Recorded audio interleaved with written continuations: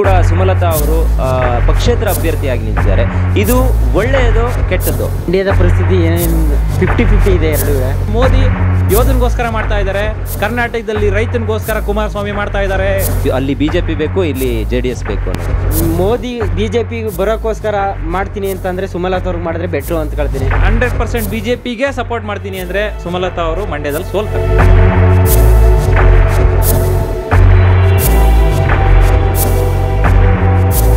ನಮಸ್ಕಾರ ವೀಕ್ಷಕರೇ, ಹೆಗ್ಗದ್ದೆ ಸ್ಟುಡಿಯೋದ ಜನಾಭಿಪ್ರಾಯ ವಿಶೇಷ ಕಾರ್ಯಕ್ರಮಕ್ಕೆ ಸ್ವಾಗತ. ನಾನು ಸಂದೀಪ್ ಶೆಟ್ಟಿ ಹೆಗ್ಗದ್ದೆ. ಇವತ್ತು ನಾನು ಸಾಧನಾ ಸ್ಮಾರ್ಟ್ ಸೊಲ್ಯೂಷನ್ ಸೆಂಟರ್ ಅಲ್ಲಿ ಇದ್ದೀನಿ. ರಾಜಕೀಯದ ಬಗ್ಗೆ ಒಂದಿಷ್ಟು ಮಾತನಾಡಲು ಇಲ್ಲಿ ನನ್ನ ಜೊತೆಗೆ ಅರುಣ್, ಗಿರೀಶ್ ಅವರಿದ್ದಾರೆ. ಸೊ ಕಾರ್ಯಕ್ರಮಕ್ಕೆ ಸ್ವಾಗತ. ಜನಾಭಿಪ್ರಾಯ ಇದೊಂದು ರೀತಿಯಲ್ಲಿ ನಿಮ್ಮ ಅಭಿಪ್ರಾಯವನ್ನು ಹೇಳುವಂತಹ ಕಾರ್ಯಕ್ರಮ. ಇದು ನಿಮ್ಮ ಪ್ರಕಾರ ಈ ಬಾರಿ ಎಲೆಕ್ಷನಲ್ಲಿ ಯಾವ ಪಾರ್ಟಿ ಬರಬೇಕು ಗಿರೀಶ್ ಅವರೇ? ನನ್ನ ಪ್ರಕಾರ ಈ ಸರಿ ಬಿಜೆಪಿ ಪಕ್ಷ ಬಂದರೆ ತುಂಬ ಒಳ್ಳೆಯದು. ಓಕೆ, ಅರುಣ್ ಅವರೇ, ನಿಮ್ಮ ಪ್ರಕಾರ ಯಾವ ಪಾರ್ಟಿ ವಿನ್ ಆಗಬೇಕು ಅಂತ ಹೇಳ್ತೀರಾ? ನಮ್ಮ ಪ್ರಕಾರ ಈ ಸಲ ಬಿಜೆಪಿನೇ ಬಂದರೆ ಒಳ್ಳೆಯದು. ಬಿಜೆಪಿ ಯಾವುದೇ ರೀತಿಯ ಒಂದು ಏನಂತ ಕರಿತೀವಿ, ಸಮ್ಮಿಶ್ರ ಸರ್ಕಾರಗಳ ಒಳಪಡದೆ ಸಂಪೂರ್ಣವಾದ ಸಂಖ್ಯಾಬಲದೊಂದಿಗೆ ಕೇಂದ್ರದಲ್ಲಿ ಮತ್ತೊಮ್ಮೆ ಬಿಜೆಪಿ, ಮತ್ತೊಮ್ಮೆ ಮೋದಿಯವರ ಆಡಳಿತ ಬಂದರೆ ಈ ಒಂದು ದೇಶ ಒಂದು ಸೂಕ್ಷ್ಮವಾದ ಮತ್ತೊಮ್ಮೆ 5 ವರ್ಷದ ಆಡಳಿತವನ್ನು ನೋಡ್ತೇವೆ ಅಂತ ನನಗೆ ಅನ್ನಿಸ್ತಾ ಇದೆ. ಓಕೆ, ಆದರೆ ಕರ್ನಾಟಕದ ಪರಿಸ್ಥಿತಿಗೆ ಬಂದರೆ ಇಲ್ಲಿ ಬಿಜೆಪಿ ಈ ಹಿಂದಿನ ಎಲೆಕ್ಷನಲ್ಲೂ ಕೂಡ ಅವರಿಗೆ ಗೌರ್ಮೆಂಟನ್ನು ಮಾಡೋಕ್ಕಾಗಿಲ್ಲ.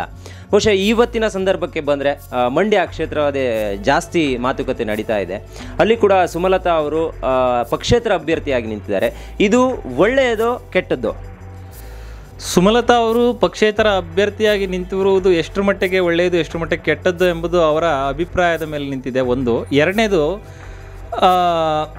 ಈ ಒಂದು ರಾಜಕೀಯ ಎಂಬ ಒಂದು ರಂಗ ಏನಿದೆ, ಈ ರಾಜಕೀಯ ರಂಗ ಎಂಥವ್ರಿಗೆ ಮಾಡಿಸ್ತಕ್ಕಂಥದ್ದು ಅಂತಂದರೆ 16 ವರ್ಷಗಳ ಒಂದು ಸಾಂಸಾರಿಕ ಜೀವನ ಅಂತ, ಪರ್ಸ್ನಲ್ ಒಂದು ಜೀವನ ಅಂತ ಏನು ಕರಿತೀವಿ, ಇದನ್ನು ತೊರೆದು ಜನರಿಗೋಸ್ಕರ ಚಳುವಳಿಗಳನ್ನು ಮಾಡಿಕೊಂಡು ಜನರ ಕಷ್ಟ ಸುಖಗಳಿಗೋಸ್ಕರ ಅವರು ತಮ್ಮ ಎಲ್ಲ ಒಂದು ಕೆಲಸಗಳನ್ನ ಬಿಟ್ಟು ಅವರಿಗೋಸ್ಕರ ಹೋರಾಟಗಳನ್ನು ನಡೆಸಿ ಜನರ ಒಂದು ಏನು ಒಂದು ಮಿಡಿತಗಳಿದೆ, ಏನು ಒಂದು ಸಮಸ್ಯೆಗಳಿದೆ, ಅದಕ್ಕೋಸ್ಕರ ಎಷ್ಟೋ ಒಂದು ಹೋರಾಟಗಳನ್ನ ಮಾಡ್ತಕ್ಕಂಥ ಪ್ರವೃತ್ತಿ ಉಳ್ಳವಂಥವ್ರಿಗೆ ಈ ರಾಜಕೀಯ ಸೂಟಬಲ್ ಆಗುತ್ತೆ.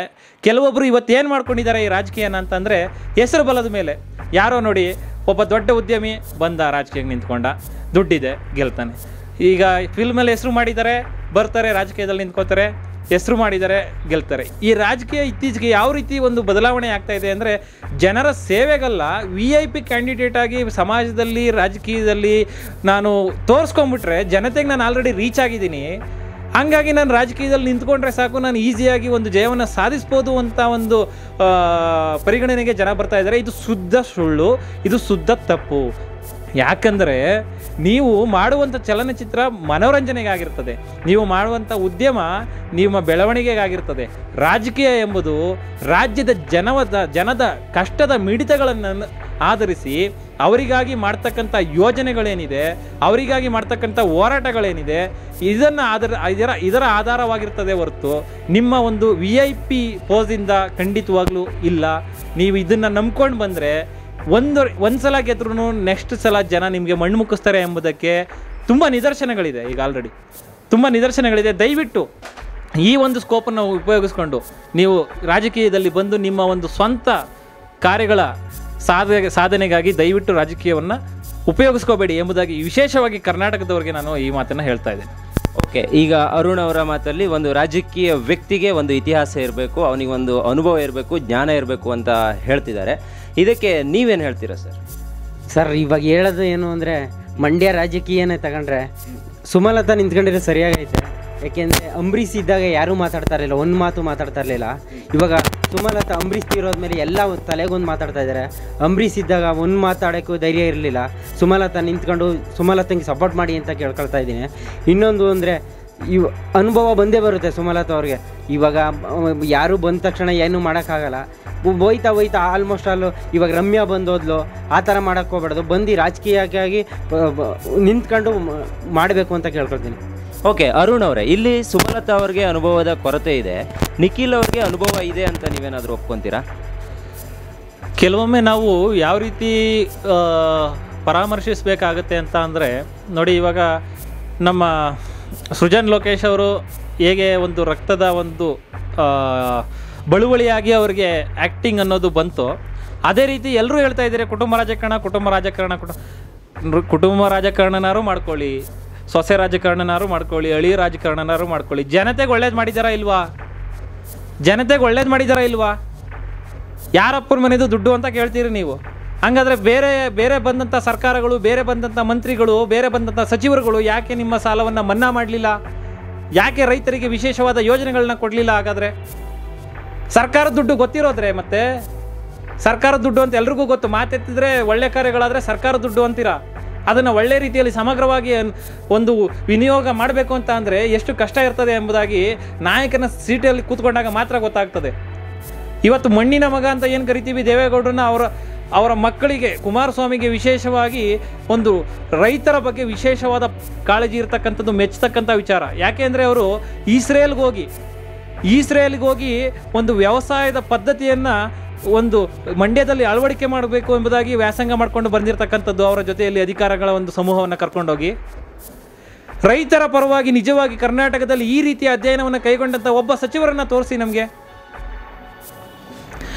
ದೇವೇಗೌಡರಿಗೆ ಗೊತ್ತು ಎಷ್ಟು ದಿನದಿಂದ ಕಾವೇರಿಗೋಸ್ಕರ ಗಲಾಟೆಯಾಗಿದೆ, ಯಾವ ರೀತಿ ಸಮಸ್ಯೆ ಆಗಿದೆ, ಎಲ್ಲೆಲ್ಲಿ ಯಾವ ರೀತಿ ಕಾವೇರಿಗೋಸ್ಕರ ಅವರು ಹೋರಾಟ ಮಾಡಿದ್ದಾರೆ, ಮಂಡ್ಯ ಜನತೆಗೆ ಹಾಗೂ ನೀರಾವರಿಗೆ ಎಷ್ಟು ಕೊಡುಗೆಗಳನ್ನ ಕೊಟ್ಟಿದ್ದಾರೆ ಅಂತ ದೇವೇಗೌಡರು ಗೊತ್ತು. ಇವತ್ತು ಒಂದು ಸ್ಲೋಗನ್ ಹೇಳ್ತೀವಿ ನಾವು, ಏನಂತ? ದೇಶದಲ್ಲಿ ಇಬ್ಬರು ಪ್ರಮುಖ ವ್ಯಕ್ತಿಗಳು, ಒಬ್ಬ ರೈತ ಮತ್ತೊಬ್ಬ ಯೋಧ ಅಂತ.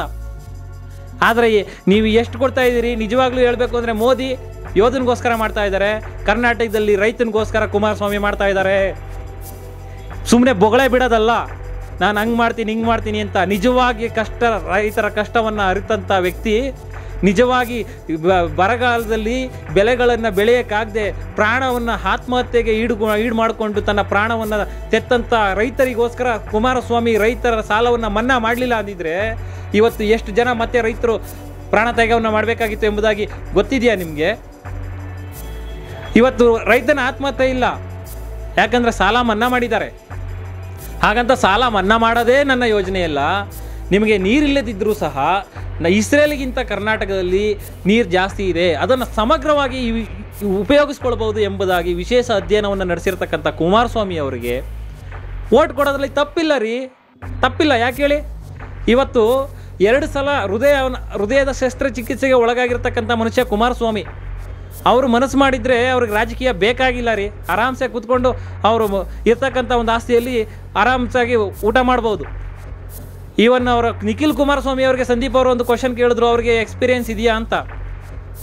ಕುಮಾರಸ್ವಾಮಿಯವರ ಒಂದು ಸೋಗೆಯನ್ನು ನೋಡಿಕೊಂಡು ಬೆಳೆದಿರ್ತಕ್ಕಂಥ ನಿಖಿಲ್ ಕುಮಾರಸ್ವಾಮಿ ಅವರು ಈಗ ಆಲ್ರೆಡಿ 4 ವರ್ಷದಿಂದ ಪಕ್ಷದ ಕಾರ್ಯಗಳಲ್ಲಿ ಚಟುವಟಿಕೆಯನ್ನು ಹೊಂದಿರತಕ್ಕಂಥವ್ರು ಹಾಗೂ ಕುಮಾರಸ್ವಾಮಿ ಹೃದಯಾಘಾತವಾಗಿ ಮಲಗಿರ್ತಕ್ಕಂಥ ಸಂದರ್ಭದಲ್ಲಿ ಪಕ್ಷದ ಒಂದು ಸಂಘಟನೆಗೋಸ್ಕರ ಕೆಲಸವನ್ನು ಮಾಡಿದಂಥ ಒಂದು ಚಿಕ್ಕ ಅನುಭವ ಇದೆ. ಎರಡನೇದಾಗಿ ಯುವಕ ಆತ, ಅವನಿಗೆ ಜನರಿಗೆ ಏನೋ ಒಂದು ಮಾಡಬೇಕು ಅನ್ನೋ ಒಂದು ಕಿಡಿ ಇದೆ, ಫೈರ್ ಇದೆ. ಜೊತೆಗೆ ಅವರ ಅಪ್ಪನಂತೆ ಮಗ ಅಂತ ಹೇಳ್ತಕ್ಕಂಥ ಒಂದು ವಿಶೇಷವಾದ ನಾಣ್ಣುಡಿಯಂತೆ ಮಂಡ್ಯದ ಜನತೆಗೆ ಈಗ ಆಲ್ರೆಡಿ ಯಾರೋ ಎಲ್ಲಿಂದನೋ ಬರ್ತಾರೆ ಅಂತ ಚಾನ್ಸ್ ಕೊಡೋ ಬದಲು ಈಗ ಆಲ್ರೆಡಿ ಅವ್ರು ಮಾಡಿದ್ದಾರೆ ನಿಮಗೋಸ್ಕರ ಮಂಡ್ಯದ ಜನತೆಗೆ. ಯಾಕೆ ಸುಮ್ಮನೆ ಚಾನ್ಸ್ ತಗೋತೀರಾ? ಇರೋರು ಚೆನ್ನಾಗಿ ಮಾಡಿದ್ದಾರೆ ಅಂದರೆ ಅವರನ್ನೇ ಮುಂದುವರಿಸ್ಕೊಂಡೋಗಿ. ಕುಮಾರಸ್ವಾಮಿ ಹೇಳ್ತಾ ಇದ್ದಾರೆ, ಸಕ್ಕರೆ ಕಾರ್ಖಾನೆ ಮುಚ್ಚಿದಂಥ ಸಕ್ಕರೆ ಕಾರ್ಖಾನೆಗೆ ಈಗ ಆಲ್ರೆಡಿ ನಾನು ಬಜೆಟಲ್ಲಿ ದುಡ್ಡನ್ನು ಕೂಡಿಟ್ಟು ಆ ಸಕ್ಕರೆ ಕಾರ್ಖಾನೆಯನ್ನು ಪುನರಾರಂಭ ಮಾಡಿಸ್ತಾ ಇದ್ದೀನಿ ಅಂತ ಹೇಳ್ತಾ ಇದ್ದಾರೆ. ಮಂಡ್ಯ ಸಕ್ಕರೆ ನಗರ ಅಂತ ಹೋದ ತಕ್ಷಣ ಬೋರ್ಡ್ ಓದೋದಲ್ಲ ಸ್ವಾಮಿ, ಸಕ್ಕರೆ ನಿಜವಾಗ್ಲೂ ಉತ್ಪಾದನೆ ಮಾಡ್ತಾ ಇದ್ದಾರಾ ಮಂಡ್ಯದಲ್ಲಿ? ಸಕ್ಕರೆ ಅವರ ಜೀವನಾಡಿ ಆಗಿದೆಯಾ, ಕಬ್ಬು ಅವರ ಜೀವನಾಡಿ ಆಗಿದೆ ಎಂಬ ಒಂದು ವಿಶೇಷವಾದ ಪರಿಕಲ್ಪನೆ ಬೇಕು. ಇದನ್ನು ನಾನು ಮಾನ್ಯ ಯಾರನ್ನ ಕೂಡ ಒಂದು ಟೀಸ್ ಮಾಡಲಿಲ್ಲ ಎಂಬುದಾಗಿ ಹೇಳುವಂಥ ಒಂದು ಯಾವುದೇ ರೀತಿಯ ಅಭಿಪ್ರಾಯ ನನ್ನಲ್ಲಿಲ್ಲ. ಆದರೆ ನಮ್ಮ ಅಂಬರೀಷ್ ಅವರು ಕೂಡ ಸಚಿವರಾಗಿದ್ದರು, ಎಂ ಪಿ ಆಗಿದ್ದರು, ಅವರು ಸಂಸದರಾಗಿದ್ದರು. ಯಾಕೆ ಸ್ವಾಮಿ ನಮ್ಮ ಮಂಡ್ಯದ ರೈತರ ಬಗ್ಗೆ, ಸಕ್ಕರೆ ಬಗ್ಗೆ ತಲೆ ಕೆಡಿಸ್ಕೋಬೇಕಾಗಿತ್ತಲ್ವಾ? ಮಾಡ್ಬೋದಾಗಿತ್ತಲ್ವೇನ್ರಿ? ಸೋಷಿಯಲ್ ಆಗಿ ಒಂದು ಕ್ಲಬ್ ಮಾಡುವಂಥದ್ದು, ಮೆಡಿಕಲ್ ಕಾಲೇಜ್ ಮಾಡುವಂಥದ್ದು, ಇದನ್ನೆಲ್ಲ ಮಾಡಿಲ್ಲ ಅಂತಲ್ಲ. ಆದರೆ ಜನರ ಜೀವನಾಡಿ ಯಾವುದು ಮಂಡ್ಯದಲ್ಲಿ? ಮಂಡ್ಯ ಯಾವುದಕ್ಕೆ ಪ್ರಸಿದ್ಧಿ? ಮಂಡ್ಯ ಸಕ್ಕರೆ ನಗರ ಅಂತ ಹೇಳ್ತೀವಿ. ಎಲ್ಲಿದೆ ಸಕ್ಕರೆಯಲ್ಲಿ? ಕಬ್ಬನ್ನು ಬೆಳೆದಂತಹ ಬೆಳೆಗಾರ ತನ್ನ ಕಬ್ಬಿಗೆ ಬೇಕಾದಂಥ ಸರಿಯಾದ ಬೆಲೆ ಸಿಗದೆ ಎಷ್ಟೋ ಬಾರಿ ಪ್ರಾಣ ಹತ್ಯೆ ಮಾಡಿಕೊಂಡಂಥ ಸಂದರ್ಭಗಳು ತುಂಬ ಇದ್ದಾವೆ ಮಂಡ್ಯದಲ್ಲಿ. ಈಗ ಸಕ್ಕರೆ ಕಾರ್ಖಾನೆ ಪುನರಾರಂಭ ಆಗ್ತಾ ಇದೆ, ಜೊತೆಗೆ ಸರಿಯಾದ ಒಂದು ಸಮರ್ಪಕವಾದ ಬೆಲೆಯನ್ನು ಕಬ್ಬಿಗೆ ಕೊಡಿಸ್ತಕ್ಕಂತಹ ಒಂದು ಕೆಲಸವನ್ನು ಕುಮಾರಸ್ವಾಮಿ ಅವರು ಮಾಡ್ತಾ ಇದ್ದಾರೆ. ರೈತರಿಗೋಸ್ಕರ ಅವರು ಇಷ್ಟು ಕೆಲಸಗಳನ್ನ ಮಾಡ್ತಾ ಇರುವಾಗ ದಯವಿಟ್ಟು ಅವ್ರಿಗೆ ಒಂದು ಇನ್ನೊಂದು ಅವಕಾಶವನ್ನು ಕೊಟ್ಟು ನೋಡೋದ್ರಲ್ಲಿ ಯಾವುದೇ ರೀತಿಯ ಒಂದು ತಪ್ಪಿಲ್ಲ ಎಂಬುದಾಗಿ ನಮ್ಮ ಅಭಿಪ್ರಾಯ ಆಗಿದೆ. ಓಕೆ, ಒಪ್ಕೊತೀನಿ, ನೀವು ಹೇಳಿರೋ ಎಲ್ಲ ವಿಚಾರಗಳನ್ನು ಒಪ್ಕೊಳ್ಳೋಣ. ನಮಗೆ ಈಗ ಗಿರೀಶ್ ಅವರು ಮೂಲತಃ ಮಂಡ್ಯದವರು, ಸೊ ಅವರಿಗೆ ಈಗ ಸದ್ಯದ ಚಿತ್ರಣ ಅಲ್ಲಿ ಹೇಗಿದೆ, ಏನಿದೆ, ಅಲ್ಲಿ ಯಾವ ಪಕ್ಷ ಗೆಲ್ಲಬಹುದು ಅಥವಾ ಜನರ ಅಭಿಪ್ರಾಯ ಏನಿದೆ, ಜನ ಯಾರನ್ನು ಇಷ್ಟಪಟ್ಟಿದ್ದಾರೆ ಅನ್ನೋದೆಲ್ಲ ಸತ್ಯಗಳು ಅವ್ರಿಗೆ ಗೊತ್ತು. ಸೊ ಗಿರೀಶ್ ಅವರೇ, ಈಗ ಸದ್ಯದ ಚಿತ್ರಣದಲ್ಲಿ ಮಂಡ್ಯ ಪರಿಸ್ಥಿತಿ ಹೇಗಿದೆ? ಮಂಡ್ಯದ ಪರಿಸ್ಥಿತಿ ಏನೇನು 50-50 ಇದೆ. ಎರಡೂ ಯಾರು ಗೆಲ್ತಾರೆ ಯಾರು ಸೋಲ್ತಾರೆ ಅಂತ ಹೇಳೋಕ್ಕಾಗಲ್ಲ. ಆದರೆ ಅಂಬರೀಷ್ ಅವ್ರನ್ನ ನೋಡಿ ಸ್ವಾಭಿಮಾನಕ್ಕೆ ಧಕ್ಕೆ ಬಂದೈತೆ ಅಂತ ವೋಟ್ ಮಾಡ್ಬೋದು. ಇದುವರೆಗೂ JDS ಅವರು ರಾಜ್ಯದಲ್ಲಿ ಮಾಡಿರುವಂಥದ್ದು ನೋಡಿ ಕುಮಾರಸ್ವಾಮಿ ಅವ್ರ ಮಗ ಅಂತ ಅಂದ್ಬಿಟ್ಟು ವೋಟ್ ಮಾಡ್ಬೋದು. ಮುಂದಕ್ಕಾದ್ರೂ ಒಳ್ಳೆ ಕೆಲಸ ಕಾರ್ಯಗಳು ಮಾಡ್ಬೋದು, ಮಾಡದೇ ಇರ್ಬೋದು. ಆದರೆ ಮೋದಿ BJP ಬರೋಕ್ಕೋಸ್ಕರ ಮಾಡ್ತೀನಿ ಅಂತಂದರೆ ಸುಮಲತಾ ಅವ್ರಿಗೆ ಮಾಡಿದ್ರೆ ಬೆಟ್ರು ಅಂತ ಕೇಳ್ತೀನಿ. BJP ಅವರು ಇಲ್ಲದ ಕಾರಣ ಇವಾಗ ನಿಖಿಲ್ ಅವ್ರಿಗೆ ಮಾಡ್ತು ಅಂದರೆ 2 ಸೀಟೋ 3 ಸೀಟೋ 4 ಸೀಟೋ ಗೆತ್ಕೊಂಡು ಏನು ಮಾಡೋಕ್ಕಂತೂ ಆಗೋದಿಲ್ಲ. ಅಂಬರೀಷ್ ಅವ್ರು ಮಾಡಲಿಲ್ಲ ಅಂತಲ್ಲ, ಪ್ರತಿಯೊಂದು ಮಾಡಿದ್ದಾರೆ. ಮಾಡವ್ರೆ ಅಂತಂದರೆ MP ಆಗಿದ್ದಾಗ ಪ್ರತಿಯೊಂದು ಗ್ರಾಮ ಪಂಚಾಯತಿಗೂ ಸಮುದಾಯ ಭವನಗಳನ್ನ ಕಟ್ಕೊಟ್ಟಿದ್ದಾರೆ. ಪ್ರತಿಯೊಂದು ಕಾವೇರಿ ಗಲಾಟೆಯಲ್ಲಿ ರಾಜೀನಾಮೆ ಕೊಟ್ಟಿದ್ದಾರೆ. ಆದರೆ ನಮ್ಮ ಸ್ನೇಹಿತರಿಗೆ ಗೊತ್ತಿಲ್ಲ ಅಷ್ಟೇ. ಮಾಡಿದ್ದಾರೆ, ಮಾಡದೇ ಇಲ್ಲ ಅಂತಲ್ಲ, ಪ್ರತಿಯೊಂದು ಮಾಡಿದ್ದಾರೆ. ಆದರೆ ಏನು ಮಾಡ್ತೀರಾ, ಅವ್ರಿಗೆ ರಾಜಕೀಯ ಮಾಡೋಕ್ಕೆ 90% ಒಂದು 10% ಮಾಡ್ತಾಯಿದ್ರು. 90% ಮಾಡಿದರೆ CM ಆಗ್ತಾಯಿದ್ರು.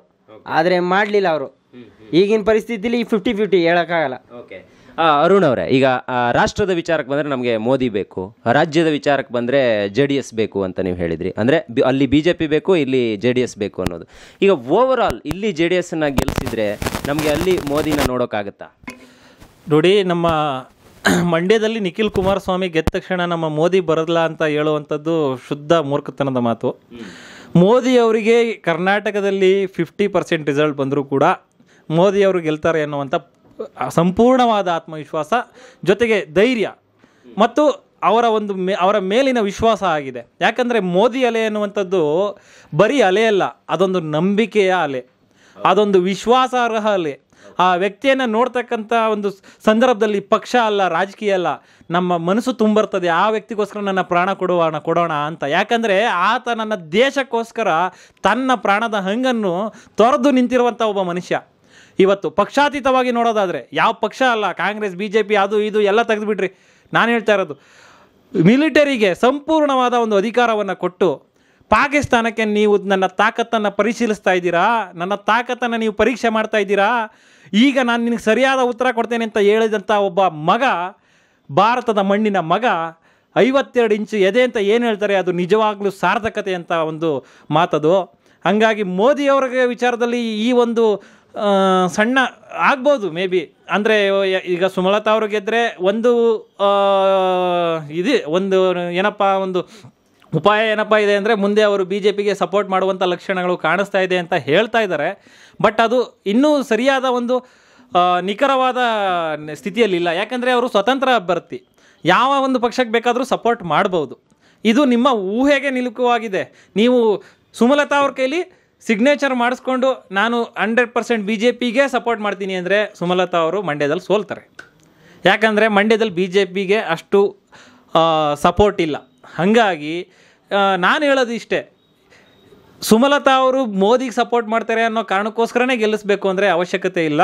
ಖಂಡಿತವಾಗ್ಲೂ ಮೋದಿಗೆ ತನ್ನದೇ ಆದಂಥ ಬಲ ಇದೆ, ತನ್ನದೇ ಆದ ಬಲದಲ್ಲಿ ಅವ್ರು ಗೆಲ್ತಾರೆ ಅನ್ನೋ ನಂಬಿಕೆ ನಮಗಿದೆ. Okay, thank you so much. ನಿಮ್ಮ ಜೊತೆ ಮಾತಾಡಿ ಖುಷಿ ಆಯಿತು. ಅದ್ರ ಜೊತೆಗೆ ಒಂದೇ ಒಂದು ಪ್ರಶ್ನೆ ಇದೆ. ನೀವೊಬ್ಬರು ಕಾಮನ್ ಪೀಪಲ್ಲು, ಈಗ ಜನಾಭಿಪ್ರಾಯ ಅಂತ ನಮ್ಮ ಕಾರ್ಯಕ್ರಮದ ಹೆಸರು ಕೂಡ ಅದೇ. ಒಬ್ಬ ಜನ ಏನು ಥಿಂಕ್ ಮಾಡಬೇಕು ವೋಟ್ ಮಾಡೋ ಮುಂಚೆ ಅನ್ನೋ ಒಂದು ಮಾತನ್ನು ನೀವು ಜನರಿಗೆ ನಮ್ಮ ವಾಹಿನಿಯ ಮೂಲಕ ಹೇಳಿದರೆ ಚೆನ್ನಾಗಿರುತ್ತೆ. ಗಿರೀಶ್ ಅವರೇ, ಏನು ಹೇಳೋಕೆ ಇಷ್ಟಪಡ್ತೀರಾ?